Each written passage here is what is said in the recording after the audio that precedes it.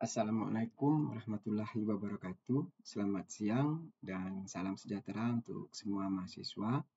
Kita lanjutkan pembahasan mata kuliah farmakokinetika dengan judul Kinetika Metabolisme Obat bagian kedua. Biotransformasi atau perubahan senyawa kimia di dalam tubuh dengan bantuan enzim itu ada terjadi keberagaman atau variasi ya yang dapat disebabkan oleh antara lain perbedaan genetika, kemudian faktor lingkungan, interaksi obat, kondisi fisiologis pasien, kemudian regimen dosis yang diberikan kepada pasien. Faktor genetik itu akan berbeda di dalam populasi, berbeda genetiknya, kemudian apalagi di dalam populasi yang berbeda dengan ras yang etnik yang berbeda. Nah, tentu ini akan berpengaruh terhadap metabolisme obat. Perbedaan genetik di dalam populasi atau perbedaan etnis di antara populasi. Kemudian faktor lingkungan dapat mempengaruhi metabolisme obat dengan adanya senyawa-senyawa kimia yang ada di lingkungan yang dapat mempercepat atau menginduksi metabolisme obat. Kemudian ada juga senyawa kimia di lingkungan yang dapat menghambat metabolisme obat. Nah, sejalan dengan ini, untuk obat-obat juga demikian. Kalau tadi senyawa kimia yang ada di lingkungan, kemudian di dalam interaksi obat, obat-obat sendiri dapat bertindak sebagai penginduksi enzim, yaitu dapat meningkatkan metabolisme obat lain. Sedangkan obat juga dapat bertindak sebagai inhibitor enzim yang akan menghambat metabolisme obat lain. Kemudian kondisi fisiologis diantaranya adalah usia, bayi, anak, dewasa muda dan orang lanjut usia berbeda metabolismenya karena keadaan fungsi organnya sudah berbeda dan metabolisme obatnya juga berbeda.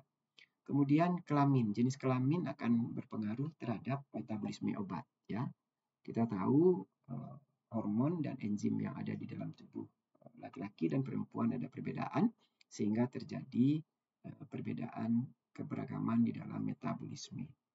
Kemudian diet, nutrisi juga dapat berpengaruh terhadap metabolisme obat. Keadaan penyakit seorang pasien, ya, patofisiologi pasien akan berpengaruh terhadap metabolisme obat di dalam tubuh pasien tersebut. Kemudian regimen dosis yang diberikan, ya. Ada obat-obat yang mengikuti kinetika farmakokinetika non-linier. Ya, pada obat-obat ini kalau kita berikan dosis rendah atau dosis lazim biasa, dia akan dapat memetabolisme obat dengan efektif. Tapi kalau dosisnya ditingkatkan, maka dia tidak dapat memetabolisme obat itu secara sempurna. Karena apa? Ya, karena terjadi penjenuhan enzim yang memetabolisme obat tersebut. Jadi pada obat-obat yang mengikuti kinetika non-linear itu, maka dia akan berubah metabolismenya. Jadi metabolismenya tidak sempurna sehingga KE-nya bisa menjadi lebih lambat, kemudian bisa terjadi pemanjangan T-setengah eliminasi, kemudian bisa menyebabkan penumpukan obat, terjadi akumulasi, dan pada akhirnya tentu dapat memberikan efek toksik pada pemberian dosis berganda. Farmakogenetik, ya, itu perbedaan genetik di dalam eliminasi obat. Ini contohnya INH, isonikotinur hidrazid, ya, isoniazid, obat TB, obat tuberkulosis, ya, yang dapat dibiotransformasi melalui mekanisme N-asetilasi. Namun ada kelompok-kelompok orang yang dapat mengasetilasi INH ini dengan cepat, namun sebaliknya ada pula yang lambat. Nah, untuk yang cepat tentu KE-nya akan menjadi cepat, clearance-nya cepat, dan T-setengah eliminasinya lebih pendek, kadar obatnya lebih rendah di dalam darah. Tentu efeknya lebih rendah dibandingkan dengan orang yang asetilasi normal atau efektif, ya. Sedangkan untuk yang asetilasi lambat, tentu konstanta kecepatan eliminasi obat di dalam tubuhnya akan lebih lambat, clearance-nya lebih lambat, T-setengahnya lebih panjang, dan kadar obat di dalam darahnya bisa lebih tinggi, dan juga bisa terjadi kemungkinan akumulasi. Ya, apalagi ENH ini penggunaannya jangka panjang. Jadi kalau sudah terjadi akumulasi, bisa menyebabkan neurotoksik, ya. Jadi toksisitas terhadap saraf sehingga menimbulkan neuritis perifer. Nah, perbedaan-perbedaan itu disebut juga dengan polimorfisme genetik, ya. Contoh polimorfisme genetik yang lainnya misalnya prokainamid dan hidralazin, yaitu berbeda di dalam asetilasi, sedangkan glukose 6-fosfat dehidrogenase defisiensi dialami oleh warga keturunan Amerika berkulit hitam sebanyak 10% dari populasi. Kemudian phenytoin, dia pada pasien tertentu metabolismenya efisien, normal, sedangkan pada golongan pasien tertentu bisa metabolismenya jelek. Nah, kalau metabolismenya jelek, tentu kadar obatnya di dalam darahnya tinggi, T-setengahnya panjang, ya, dan bisa terjadi akumulasi. Dan tentu saja pada dosis-dosis berikutnya bisa terjadi toksik, ya. Apalagi phenytoin ini termasuk obat-obat yang dengan indeks terapi sempit. Jadi kemungkinan untuk mencapai MTC itu, minimum toxicity concentration, itu akan lebih memungkinkan. Kemudian metabolisme propranolol itu berbeda di antara populasi-populasi orang Cina. Kemudian interaksi yang terjadi pada tahap metabolisme, ya. Enzim-enzim yang berperan di dalam metabolisme obat dapat dipengaruhi oleh diet, ya, zat gizi, kemudian penggunaan bersamaan dengan obat-obat lain atau senyawa-senyawa kimia yang lain. Ya, interaksi terjadi pada obat-obat ini melalui diet, juga melalui obat-obat lain yang dapat digunakan bersamaan dengan obat. Untuk enzim induksi, yaitu penginduksi enzim, yaitu obat atau senyawa kimia yang dapat meningkatkan aktivitas enzim dan juga biasanya juga jumlah enzim yang ada, sehingga akan meningkatkan metabolisme obat lain, ya. Jadi bisa melalui peningkatan aktivitas enzim, bisa melalui peningkatan jumlah enzim yang disintesis di dalam tubuh. Ini inducer enzim itu contohnya adalah fenobarbital, ya. Fenobarbital ini luminal, ya. Luminal ini dapat bertindak sebagai enzim inducer untuk teofilin, aminofilin misalnya, sehingga pada penggunaan luminal bergabung dengan aminofilin, maka metabolisme aminofilinnya akan dipercepat dan kadar obat rendah di dalam darah. Tentu efek bronkodilatasi aminofilin dan teofilin itu akan lebih rendah dibandingkan dengan tidak digunakan bersamaan dengan fenobarbital. Kalau tempo dulu ada obat kombinasi tetap luminal dengan teofilin. Nah, sekarang tidak ada lagi. Kemudian karbamazepin bisa meningkatkan metabolisme obat lain. Rifampicin bisa meningkatkan metabolisme obat lain, ya. Rifampicin ini bisa meningkatkan metabolisme obat kontrasepsi sehingga efek kontrasepsinya akan berkurang. Kemudian senyawa kimia yang ada di dalam asap rokok, benzopiren, itu dapat bertindak sebagai inducer enzim yang meningkatkan metabolisme obat lain. Ya, contohnya juga teofilin dan aminofilin. Jadi bagi perokok, ya, metabolisme teofilin dan aminofilinnya dipercepat di lebih banyak sehingga kadar obat di dalam darah pasien akan rendah. Jadi efek aminofilin itu akan berkurang. Klordan, suatu insektisida yang dapat meningkatkan metabolisme obat lain. Kemudian sebaliknya ada obat atau senyawa kimia yang dapat menghambat metabolisme obat lain. Ya, ini bisa terjadi karena kompetisi substrat, ya, atau karena penghambatan langsung terhadap metabolisme enzim, terutama oleh enzim-enzim sitokrom P450. Contoh obatnya adalah fluoxetine, ya, akan memperlambat clearance imipramin. Itu melalui penghambatan hidroksilasi. Jadi hidroksilasi imipramin ini dihambat oleh fluoxetine, sehingga pada penggunaan fluoxetine bersama imipramin, metabolisme imipramin akan dikurangi, ya, akan terjadi kadar obat imipramin ini lebih tinggi di dalam darah. Ini contoh obat-obat yang bertindak sebagai inhibitor, ya, contohnya paracetamol, ya, dapat menghambat metabolisme etanol dan ia akan meningkatkan hepatotoksisitas etanol. Simetidin dapat menghambat metabolisme warfarin. Nah, tentu terjadi perpanjangan waktu protrombin.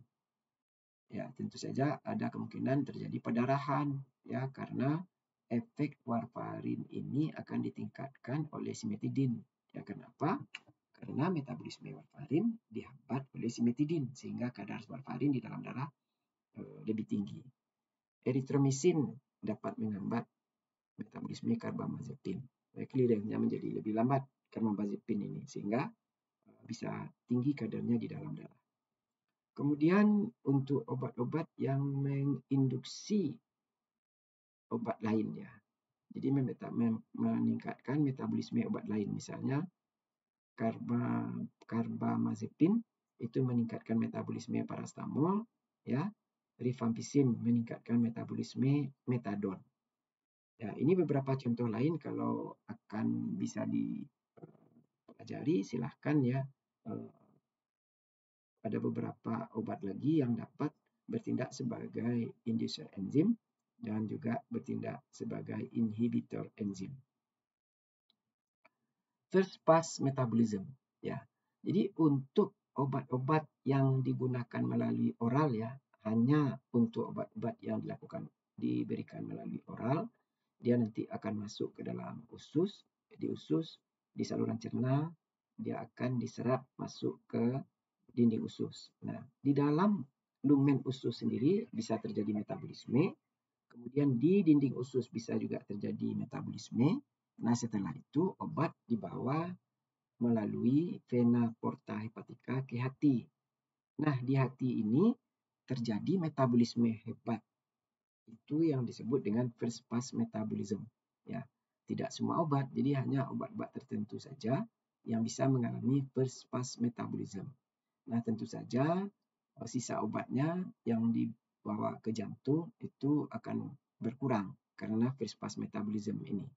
Nah, tentu saja ketersediaan hayati obat-obat yang diberikan dengan oral yang mengalami first pass metabolism ini akan berkurang. First pass effect, ya. Jadi cara pemberian juga dapat mempengaruhi kecepatan metabolisme. Ya, obat-obat yang kita berikan sublingual misalnya, apalagi yang mengalami first pass metabolism seperti isosorbit dinitrat, itu akan berbeda metabolismenya dibandingkan dengan kalau diberikan per oral. Obat-obat yang diberikan secara parenteral, transdermal maupun inhalasi, dia didistribusikan terlebih dahulu, ya, di dalam tubuh, baru dia sebagian masuk ke hati dan metabolisme di hati. Ya, ingat, ya. Sedangkan kalau obat-obat yang diberikan per oral, ya bisa dia masuk ke usus, dari usus dia terus ke hati dulu. Nah, di hati ini sebagian obat dapat mengalami first pass metabolism. Ya. Jadi kalau untuk obat-obat yang diberikan parenteral, transdermal, inhalasi, dia tidak mengalami metabolisme presistemik. Kenapa? Karena dia langsung dibawa melalui vena ke jantung. Dari jantung baru dia didistribusikan ke seluruh tubuh. Ya, termasuk ke hati. Nah, sebagian yang masuk ke hati itu juga dapat dimetabolisme di hati. Sebaliknya, obat-obat yang diberikan oral, seperti yang sudah saya sebutkan tadi, dia diserap di duodenum dan juga di usus halus, kemudian melalui pembuluh darah vena porta hepatica, dibawa ke hati, dan kemudian baru dibawa ke jantung dan didistribusikan ke seluruh tubuh. Obat-obat yang dimetabolisme hebat di hati atau di mukosal usus ya, itu menunjukkan ketersediaan hayati yang jelek pada pemberian oral. Jadi obat-obat yang diberikan oral dan mengalami metabolisme hebat di hati dan juga mengalami metabolisme hebat di mukosa usus itu menunjukkan ketersediaan hayati yang jelek. Ya. Metabolisme yang cepat ini pada pemberian obat ya melalui oral sebelum sampai kepada sirkulasi sistemik. Nah, inilah yang disebut dengan first pass effect atau pre-systemic elimination. Faktor-faktor yang mempengaruhi metabolisme. Ya, yang pertama kita jelaskan lagi bahwasanya induksi enzim dan inhibisi enzim. Senyawa-senyawa atau obat-obat yang dapat menghambat atau mempercepat metabolisme obat lain. Induksi mempercepat metabolisme obat lain, inhibisi menghambat metabolisme obat lain. Kemudian derajat ikatan obat protein akan pengaruhi metabolisme obat. Kenapa? Karena memang yang dimetabolisme itu adalah obat bebas. Obat yang terikat dengan protein tidak dimetabolisme. Kemudian cara pemberian akan pengaruhi metabolisme. Ya, tadi contohnya misalnya sublingual kita berikan berbeda metabolismenya dengan apabila diberikan melalui oral. Contohnya tadi INH. Kemudian variasi genetik. Sudah kita jelaskan di dalam populasi maupun di antara populasi bisa terjadi perbedaan genetik yang akan memberikan perbedaan di dalam metabolisme obat. Kemudian penyakit akan mempengaruhi metabolisme obat, nutrisi, kemudian kelamin dan umur akan mempengaruhi metabolisme obat. Demikianlah bagian kedua dari materi kuliah kita metabolisme obat bagian kedua, dan selamat belajar dan semoga sukses. Billahi taufiq wal hidayah. Wassalamualaikum warahmatullahi wabarakatuh. Selamat siang.